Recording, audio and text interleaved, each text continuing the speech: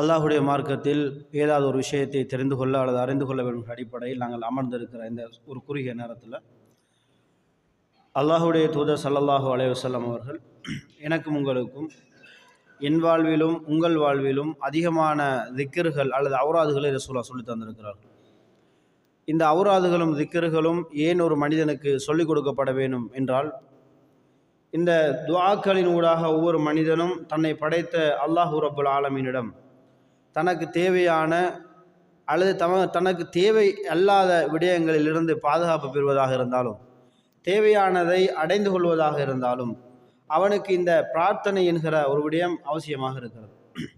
அந்த அடிப்படையில் அல்லாஹுடைய தூதர் ஸல்லல்லாஹு அலைஹி வஸல்லம் அவர்கள் நமக்கு சொல்லித்தந்த பிரார்த்தனைகளில் மிக முக்கியமான சில பிரார்த்தனைகளையும், இந்த பிரார்த்தனைகளை கேட்பதற்கான பிரதான காரணிகளை பற்றி அல்லாஹ் அல் குர்ஆனில் சொல்கிற போது, கமசலி ஷைத்தானி இது காலலில் இன்சானிக் ஃபோர், அல்லாஹு தாலா கமசலி ஷைத்தானுக்கு ஒரு உதாரணம் பேசுகிறான். ஷைத்தான் எப்படிப்பட்டவன் தெரியுமா என்று அல்லாஹ் பேசுகிறான்.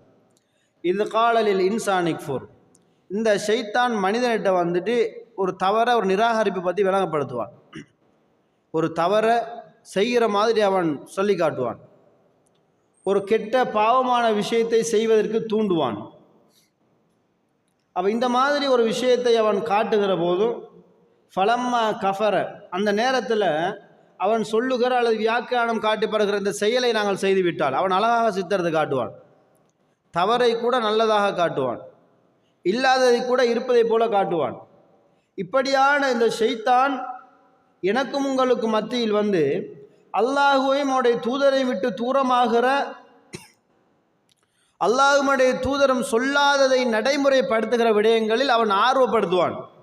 அவன் இந்த ஆர்வப்படுத்தல் விடயத்தில் அவன் சொல்லுவதையெல்லாம் நாங்கள் கேட்டு விட்டோமாக இருந்தால், அந்த ஷைத்தானை கட்டுப்பட்டோம் என்றால், அல்லாஹ் சொல்ல ஃபலம்மா கஃபர, அப்போ அந்த நிராகரிப்பை அவனுடைய அந்த தூண்டுதலை நாங்கள் எக்ஸப்ட் பண்ணினோம் என்றால், ஏற்றுக்கொண்டோம் என்றால், ஷைத்தானாக முன் வந்து சொல்லுகிறான். கால அல்லாஹ் பேசுகிறான், அவன் சொல்லுகிறானாம், இன்னி பரிஉம் மின்க இன்னி அகாஃபுல்லாஹ் ரப்பல் ஆலமீன்.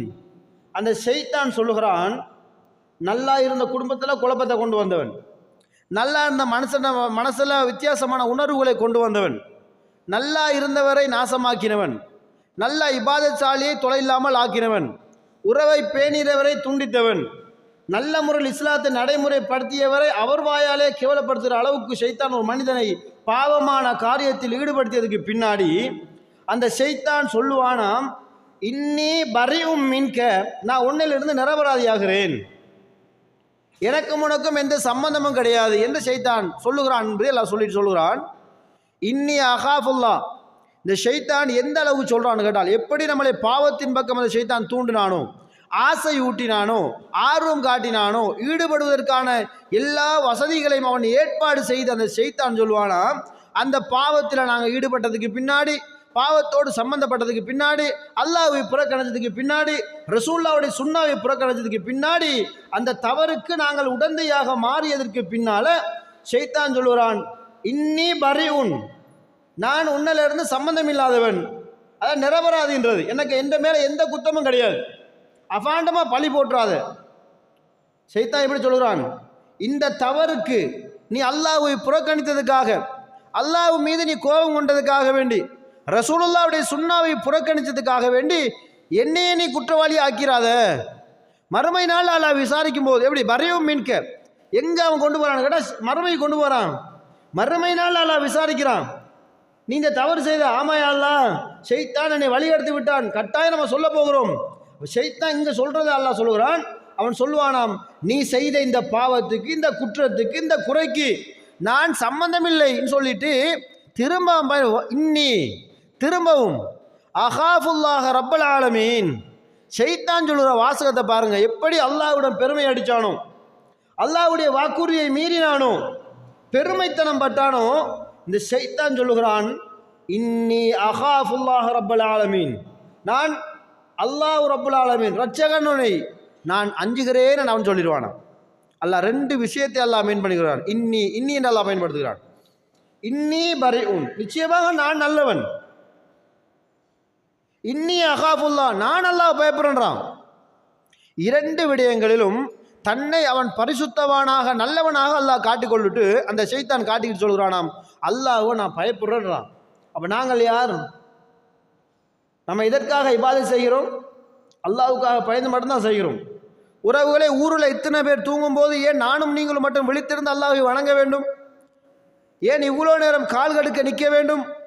தலைகளில் பாரம் சுமப்பதைப் போல, கல் விழுவதைப் போல சுஜூதிலே நீண்ட நேரம் நிற்க வேண்டும்? ருக்கூலே நிற்கிற போது அங்காலே விழுந்துருவோம் என்று நினைக்கிற அளவுக்கு நீண்ட நேரம் நிற்க வேண்டும் என்றால் அல்லாஹ்வை பயந்ததுக்காக வேண்டி, அல்லாஹ் என்னை தண்டித்து விடுவான் என்பதற்காக வேண்டி நாங்கள் நினைக்கிறோம் நிற்கிறோம் என்றால் ஷைத்தான் நான் அப்படியே பேசுகிறானாம்.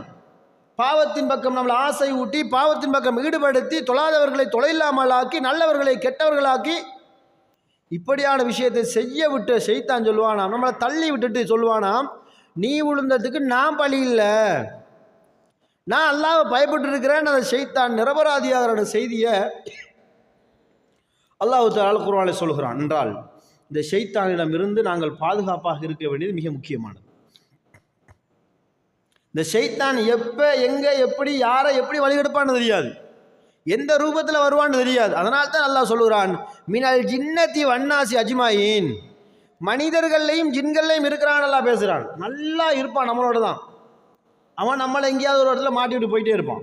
நம்மளோடு இருந்தவன் நம்மளோட நானா தம்பியாக இருக்கும், நம்மளோட கூட்டாளியாக இருப்பான். ஷைத்தான் ரூபத்தில் எப்படி வருவான்னு தெரியாது. நம்ம மாட்டிக்கிட்டு போகும்போது தேவையில்லாமல் அவருக்காக நான் மாட்டிக்கொண்டேன் என்று நினைக்கிற போது தான், அப்போ தான் நம்ம புரிஞ்சு கொள்வோம், ஆஹா இது நான் சுமக்க வேண்டிய பழி இல்லையே, இது எனக்கானது இல்லையே என்று நம்ம உணர்வோம் என்கிற செய்தி அல்லாஹ் சொல்லுகிறான். என்றால் ஷைத்தான் சுற்றி வளர்த்தெல்லாம் இருக்க தேவையில்லை, நம்ம கூட இருக்கிறவங்க கூட இருக்கலாம், நம்மளோட இருக்கிற நண்பன் கூட அது பண்களாக இருக்கலாம். அதனால்தான் அதாவது நம்மளோட இருக்கிற சூழல் பாதுகாப்பாக இருக்க வேண்டும்.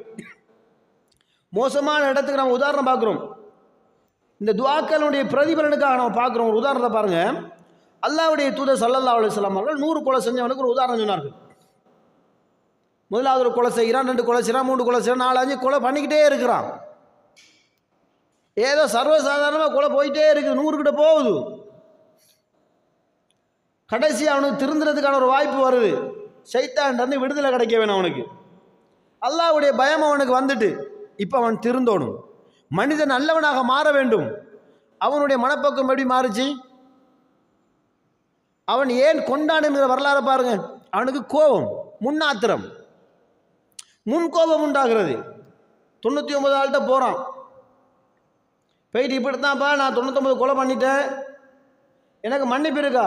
கொலகார பாவி, குடிகாரனே, நம்ம பேசுகிற மாதிரி, அட கொலகாரனே, குடிகாரனே, கல்லனே, பாவியே அப்படின்னு அவனை பார்த்து அவனுக்கு சொன்னோடனே அவன் படப்பாயிட்டான். உனக்கெல்லாம் மன்னிப்பு இல்லை என்ற உடனேயே அல்லாஹ் என்ன மன்னிச்சிடுவான்னு இருந்த அந்த மனப்பக்குவத்தில் அல்லாஹ் என்ன மன்னிக்க மாட்டானா என்றெல்லாம் அவனுக்கு சொல்லி விட்டான். முடிச்சு அவருக்கு ஒரு இறுக்கி விட்டான். முடிஞ்ச ஆள் 100 கம்ப்ளீட், 100 கொலை பண்ணியாச்சு. இப்போ திரும்ப தேடுறான். 100 கொலைக்கு பரவாயில்ல, திருந்துறதுக்கு வாய்ப்பு கிடைக்குமா? ஒரு கொலையோட பரவாயில்ல. நான் என்ன சொல்ல வருகிறேன் என்பதை புரிந்து கொள்ளுங்கள். 100வது கொலை பண்ணிட்டு இன்னொரு ஆள்கிட்ட போகிறான். அங்கேயாவது நமக்கு விமோசனம் கிடைக்குமாண்டு, எந்த பிரச்சனைக்கு ஏதாவது தீர்வு கிடைக்குமா? அவசரம், ஆத்திரம், கோபம், இந்த 3ம் அவனுக்கிட்ட இருக்குது. இது 3ஐயும் அவன் விட வேண்டும் என்றால் அவனுக்கு சரியான தீர்வு கொடுக்கப்பட வேண்டும். அப்போ அந்த தீர்வு கொடுக்குற விஷயத்தில் அல்லாஹ் தஆலா எப்படி சொல்லுகிறான்னு பாருங்க. ஒரு ஆளுக்கிட்ட போயிட்டு கேட்குறான், 101வது ஆள் லைனில் நிற்கிறார். போயிட்டு கேட்குறான், நான் இத்தனை கொலை பண்ணியிருக்கிறேன், எனக்கு மன்னிப்பு இருக்கா? திருந்துறதுக்கு வந்திருக்கிறான், திருந்த வாய்ப்பு எதுவும் இருக்குதா? ஏண்டா அவர், ஆமாம் திருந்த வாய்ப்பு இருக்குது, நீ முதல்ல உன்னோட இடத்த மாற்றுன்ட்டார், உனக்கு தௌபா இருக்குது, உனக்கு மன்னிப்பு இருக்குது, உனக்கு சொர்க்கம் இருக்கிறது, ஏன்னா நீ செஞ்சதை உணர்கிறாய், இதுக்கு பிறகு செய்யக்கூடாதுன்னு நினைக்கிறாய் என்றால் உன்னுடைய உள்ளத்தில் அல்லாஹ்வுடைய ஏதோ ஒரு மாற்றம் வந்திருக்கிறது. அப்போ அந்த அடியார் சொல்லுகிறார், நீ என்ன செய், முதல்ல உன் இடத்த விட்டுட்டு வேறு இடம் கிளம்பு, இவங்க உன்னை திருந்த விட மாட்டாங்க. அப்போ திருந்த விட மாட்டான்டா ஷைத்தான் மட்டுமா இருப்பான்றதுல மனித ஷைத்தான் தான் கூட இருப்பான். எவனோ ஒருத்தனுடைய தூண்டுதல் இல்லாமல் அவன் இத்தனை கொலைக்கு போயிருக்க மாட்டான். அப்போ அதனால்தான் நாங்கள் ஷைத்தானிடம் மிக அதிகமாக பாதுகாப்பு தேட வேண்டி இருக்கிறது. ரசூலுல்லாஹ் எல்லாவற்றுக்கும் துஆவை சொல்லி தந்திருக்கிறார்கள். அந்த துஆக்கள் இல்லாமல் நாங்கள் ஒரு நாளையோ ஒரு நேரத்தையோ ஒரு இபாதத்தையோ செய்கிற போது ஏதோ ஒரு தவறு வந்துவிடும், அதில் ஏதோ ஒரு குறை வந்துவிடும். நீங்கள் அல்லாஹ்வுடைய பொருத்தத்தோடு ஒரு அமலை ஆரம்பித்து பாருங்கள், அதில் தவறு ஏற்பட்டாலும் அல்லாஹ் மன்னிப்பான திருப்தி வந்துடும். அல்லாஹ்வுடைய திருநாமம் இல்லாமல் ஒரு விடயத்தை ஆரம்பித்து விட்டால் 1000 பேர் குறை சொல்வார்ன்ற டென்ஷன் நமக்கு வந்துடும். அல்லாஹ் இதுக்கு என்ன சொல்ல போகிறானோ, அதுக்கு என்ன சொல்ல போகிறாங்களோ, மக்கள்கிட்ட வாயை அடிச்சு கொள்ள இயலாது. அதனால் அல்லாஹ்வுடைய தூதர் ஸல்லல்லாஹு அலைஹி வஸல்லம் ஊடாக நாம் பார்க்கிறோம், பிரார்த்தனைகள் நமக்கு பிரதானமானது. அப்போ நம்மளோடு இருக்கிறவர்களை மாற்றிக்கொள்ள வேண்டிய தேவையும் இருக்கிறது. நல்லவர்கள் நாங்கள் அமைத்துக் கொள்ள வேண்டும், நல்ல நட்புகளை உருவாக்கி கொள்ள வேண்டும், நல்ல நண்பர்களை நாங்கள் சம்பாதித்துக் கொள்ள வேண்டும். அதே போல் நம்மளை இருக்கிறவர்கள் திருந்துகிற போது வாய்ப்பு கொடுக்க வேண்டிய தேவையும் இருக்கிறது. ஒருவன் திருந்துறதுக்காக வாய்ப்பு கேட்குறான், நம்மளாக்கள் அவன் குடிகாரன் தானே, அவன் என்ன கேட்குறேன்னு கேட்டோம்னால் அவன் குடியை நுப்பாட்ட மாட்டான், அவன் இன்னும் கொஞ்சம் 2 போத்தலை கூடுதல் அடிப்பான். அப்போ அன்புக்குரியவர்களே, அந்த அடிப்படையில் அல்லாஹ் சொல்வதை போல ஷைத்தான் நம்மளை வழிகெடுக்க நிறைய வழிகளை திறந்து வைத்திருக்கிறான். வழிகளில் மாட்டிக்கொண்டால், வலைகளில் சிக்கிக்கொண்டால் நானும் நீங்களும் தான் குற்றவாளிகள். ஷைத்தான் என்னிலும் உங்கள் இந்த நிரபராதியாகி விடுகிறான் செய்தி அல்லாஹ் அதில் பேசுகிறான். ஏன்னா அவன் தெளிவாக பேசுகிறான், நீ போனதுக்கு நான் தப்பில்லைப்பா, நான் அல்லாஹை பயப்படுறேன்றான். அப்போ அதனால் நாம் நிஜமாகவே அல்லாஹை பயப்படுகிறோம் என்றால் அல்லாஹ்விடம் அதிகமாக திக்ர்களோடு சந்திப்போம். தவறுகளை சந்தர்ப்பங்கள் ஏற்படும் போது தவிர்ந்து கொள்ள முயற்சி செய்வோம். அல்லாஹ் ரப்புல் ஆலமீன் யாரையெல்லாம் தவறுகளிலிருந்து பாவங்களிலிருந்து தூரமாக்கினானோ அந்த விடயங்களை நடைமுறைப்படுத்தி இந்த உலகில் நல்லவர்களாக யாரெல்லாம் அடையாளப்படுத்தினானோ அவர்களைப் போல வாழ முயற்சி செய்து வாழுகிற நல்லவர்களாக அல்லாஹ் ரப்புல் ஆலமீன் என்னையும் உங்களை மாக்கி அல்வானாக. வ ஆஹிரு தஅவானா அல்ஹம்துலில்லாஹி ரப்பில் ஆலமீன். சுப்ஹானக்கல்லாஹும்ம வ பிஹம்திக அஷ்ஹது அல்லா இலாஹா இல்லா